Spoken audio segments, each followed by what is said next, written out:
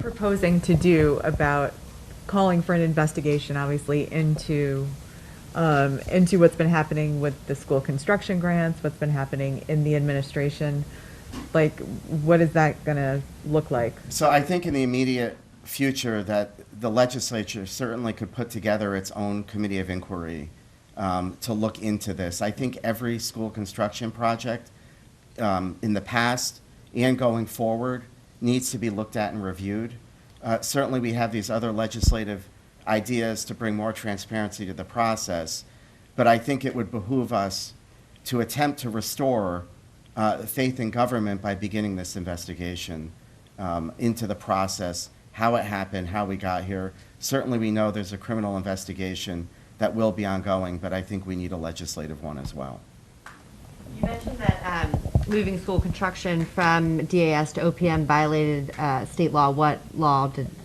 So I believe there was a statute that put the school construction into the Department of Administrative Services. And so when that position was moved into OPM, it was in direct contradiction to that statute, and also it was budgeted that way.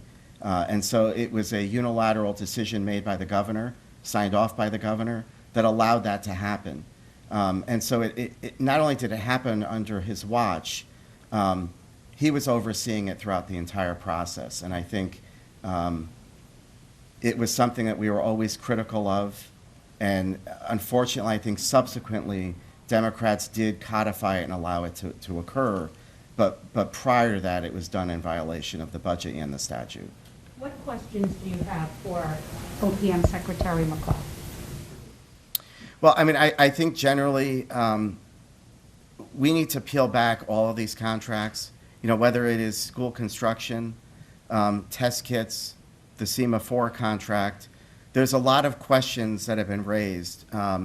Certainly what is going on in the Port Authority in New London. I think this all has to do with these no-bid processes, the accusations of quid pro quo, and I think that our OPM secretary is certainly part of that, and she would have to answer those questions as well. You know, at a time when this building is completely shuttered, and I feel as if the minority party right now is the only voice pushing back on these issues, I think it's more important to begin an investigation.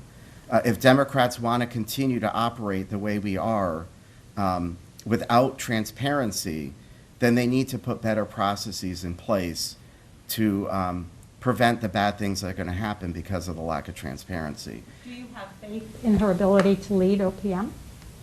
Well, I mean, she is a governor appointee, and so it's not my decision. I think it's the governor's decision. I certainly have concerns overall what I have seen out of this administration, and so for the governor to suggest that, you know, he would fire somebody conveniently who he was unable to fire is to me is a disingenuous way of dealing with the situation. You know, I don't care how you would have handled the state's attorney. I'm more concerned how you're going to handle the people in your own administration. And thus far, I'm not seeing a lot of proactivity coming out of this administration, especially when we know there was a memo dating back to July of 2020 that pointed out all of these problems.